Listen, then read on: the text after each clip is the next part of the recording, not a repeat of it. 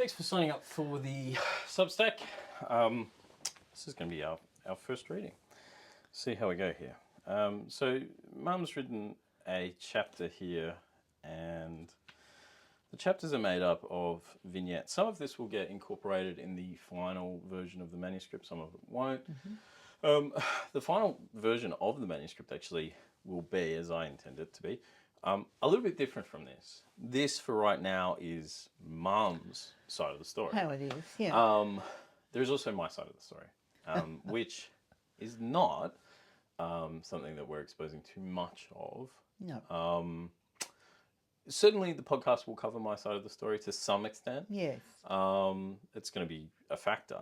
But as far as the final draft of the memoir goes, it's going to be something else. And we're playing that one pretty close to the vest because I want to keep some things away from people. You can't have everything. Can't have everything out there. Can't have everything out there, but you just can't have everything. Right? And also, I like... As it's been proven. I like withholding things. Do you? Yeah. All right. Now, I'm reading this. You're not reading this. And this is because it's interesting to get your reaction from your own writing. That's the first thing. And second thing, because I'm more comfortable reading than Mum is. Is that fair? That's fair. Yeah. Okay. You come across more a la natural. Stop saying that. A la natural. I don't know what that's come about in the last bit of time, and I'm telling you now, like it. I'm finished Sure. with it. Okay. We'll part with that. Yep. All right, chapter 4. My parents are not always the benevolent figures they make out to be. There is a public face, one of a happily married couple of modest status in our community who work closely with children, but things are more complicated than this at home. I would not say that my father is an alcoholic. He is not even a daily drinker, but he never misses an opportunity to drink to excess on social occasions, a habit formed and carried over from his days playing football. My mother, on the other hand, is a teetotaler, always referring to a time when she slid down the banister after a ball dead sober. I can have just as much fun on orange juice, she's prone to remarking. After binges, when my father is nursing a hangover the next day, my mother is in a rage. She sarcastically holds up beer bottles, taunting him with them. Do you want more, or are you sick enough? I retreat somewhere to play alone until normal relations are restored. I spend a lot of time with my nan and pop, my mother's parents. They live in town, out the east, on a large block. The house and leafy, well-manicured garden occupies the front of the block. This is Nan's domain, her polished lino floors, her rose beds. Pop's sheds and vegetable patch occupy the back half. More than a patch. He has cultivated rows of broad beans and peas, rows and rows of lettuces, carrots and radishes, rows of cucumbers, apple and long green, and rows of pumpkins and marrows, strawberries too, whatever is in season. I have a special place in this backyard, tucked away near the hen house, where I can make mud pies. What I like most, however, is eating the fresh produce straight from the bushes. I eat more peas and broad beans than I ever collect, but this is permitted. Nan and Pop's house is a place where concessions can be made. Connie, for instance, is allowed inside, where she occupies a position on the mat in front of the heater. Inside or out, she's never far from Pop. I have a lot of freedom here, and I begin to think more and more about Nan and Pop being my parents. I would prefer it this way. When I'm at Nan and Pop's house, a girl from across the street comes over to make mud pies with me. Afterwards, we go back to her place to climb the wash house and fly off the roof. We say fly and not jump, because the roof is high enough so that for a moment you feel like you are flying down. When I fly off the wash house, I land so hard that I crouch when I hit the ground and go on all fours. While I am good at climbing trees and flying off the wash house, I do not like monkey bars. I am in awe of the other children who can do tricks on them, but they are not for me. A girl in my year broke her arm only the other week. What she was doing was trying to be like the other kids who are really good and can swing just by their legs and then jump off like an acrobat and even do somersaults and things. She tried but hurt herself. I am not adventurous on the monkey bars, though I can go across them. I guess mostly I'm what you would call a tomboy, but my nerves get in the way sometimes. What's up? Go on. No, you're allowed to talk. What do you want to say? Well, tomboy being a term relevant to the era. If you weren't in dressing your dollies, you were out doing tricks outdoors. Well, we've got the dolly thing coming up. You say, I'm not adventurous on the monkey bars, though I can go across them. I guess mostly I'm what you would call a tomboy, but my nerves get in the way sometimes. For instance, I would sooner be on my bike out exploring than spending hours dressing and undressing my dolls.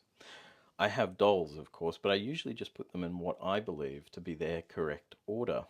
Baby doll in her crib, and Jane, depending on if she is wearing her bridal outfit or the blue dress, in a prominent place, and Sally second to Jane, and then leave them there on the shelf in my room.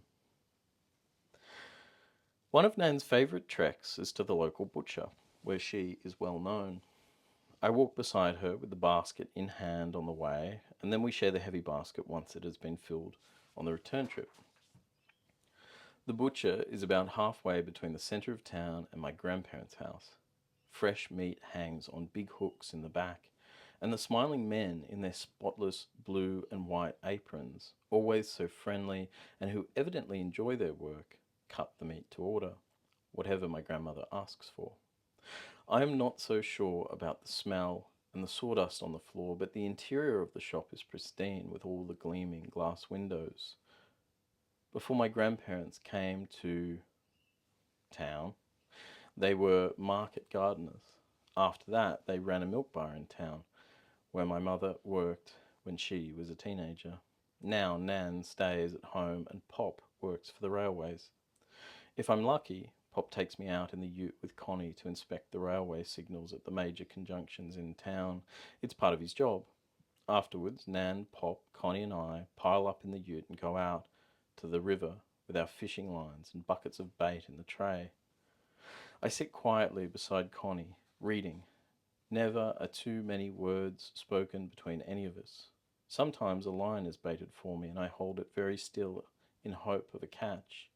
If one comes, Nan or Pop will net it for me, but mostly I like to play on the riverbank. I am not quite... I'm right there.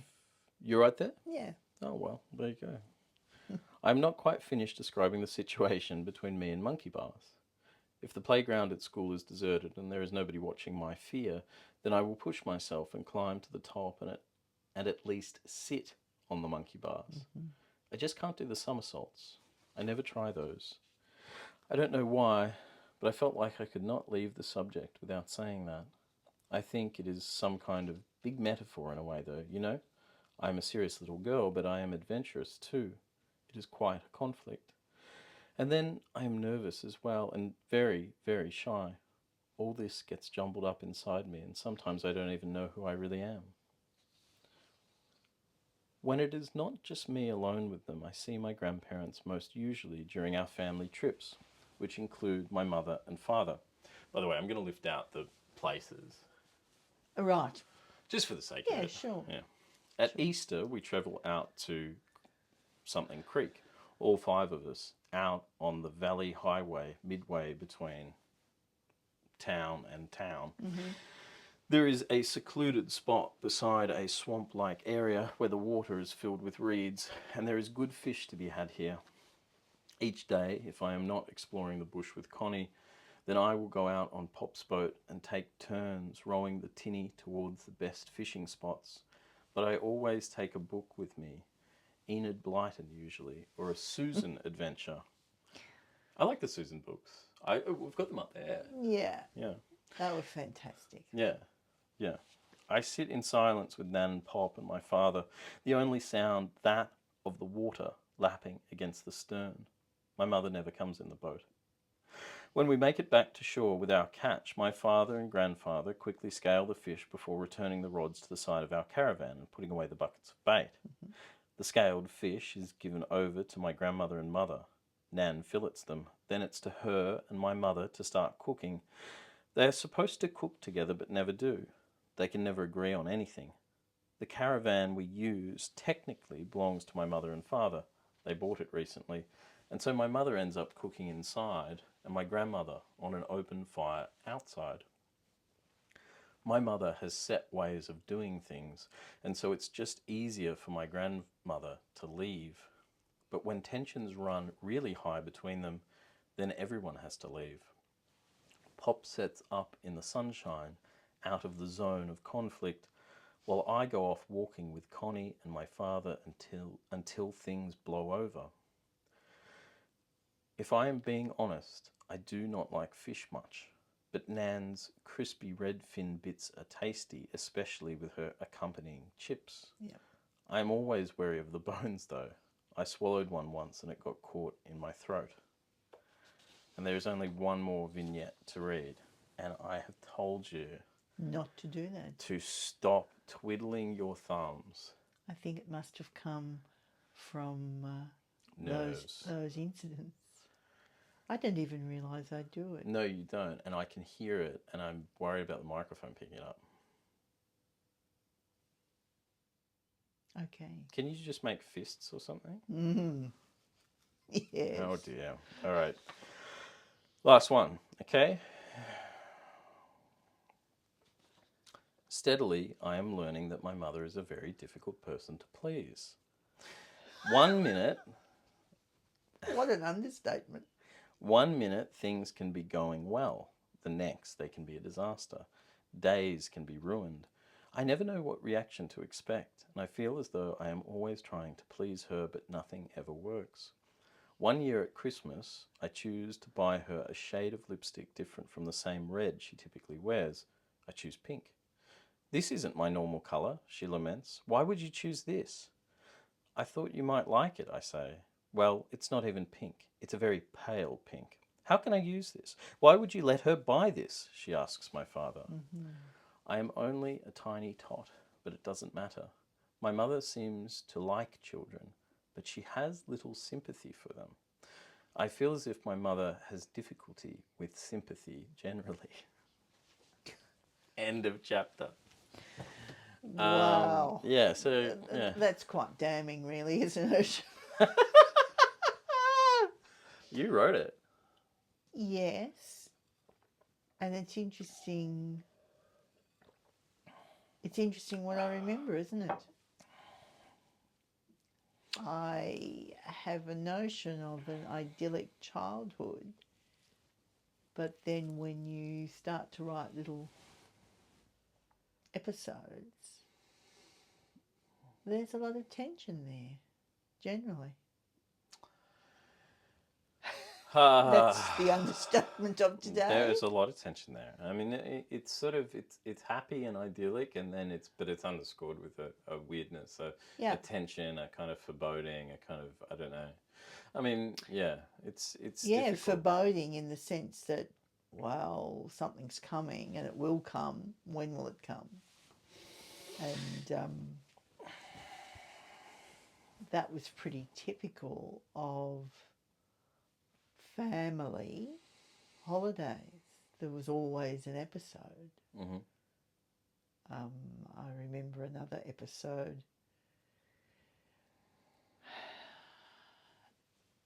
at a coastal town up along New South Wales coast, vividly. What happened? Tension over something being cooked. So Pop takes his chair and sits further along the beach. Dad and I probably escape together. I can think of other escapes that we make. Yeah. And as I said, in the writing process, those things are vivid in my mind. So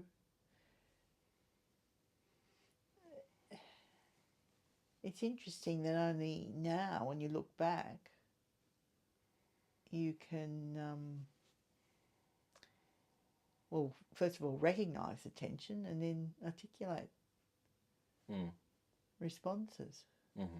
Whereas in the moment, as is everything in life, it's in the moment and it's accepted as the norm. Yeah. Well, that's right. And, you know, as that indicates, there was sort of an easiness about being with Nan and Pop.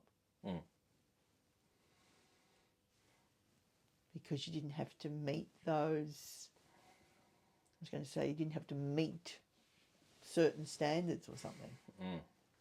And what were the standards, though? See, well, that's it's the thing. perfection. It's perfection. See, you know, I can be absolutely pigging myself out and on broad beans, which I did, without any consequence other than a sore tummy. Yeah.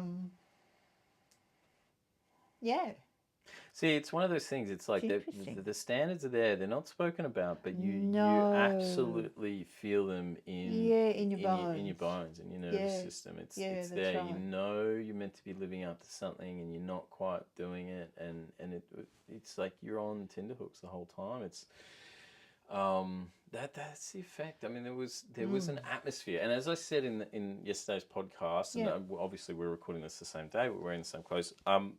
Look. There is an atmosphere, it's unspoken, and